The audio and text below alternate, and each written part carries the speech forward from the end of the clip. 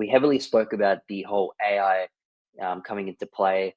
Hmm. Obviously, it's becoming more and more crucial, and also at the same time becoming more evident that at some point AI will be enhancing instead of, I would Yep. say, replacing. I just don't see it as being a negative thing. I'm not sure if it will replace people at some point, but I believe that it is going to be something that can definitely enhance the human potential and get Hmm. things done a lot quicker.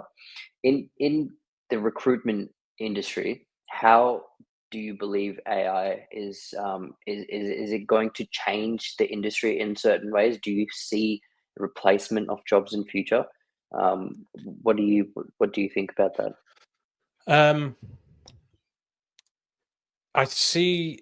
I see there's more opportunities in AI than not. So I'm a bit of a like a 20-year recruiter. There are plenty of recruiters that have recruited for longer, but most recruiters have recruited for less. So I Mm, remember recruiting before LinkedIn existed.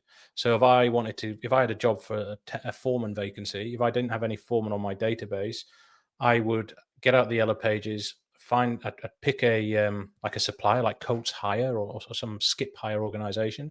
I would drive around town, find all the projects that are relevant.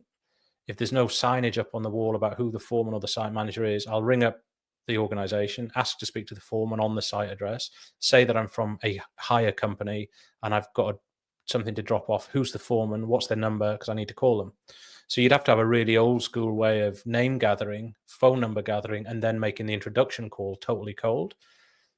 And LinkedIn changed that. And I picked LinkedIn because it's affected the recruitment industry as I think AI will. Now all of a sudden a junior recruiter starts, they go onto LinkedIn and they can find in construction, let's say 80% mm, of performers in the industry yeah. in 10 seconds. Hmm.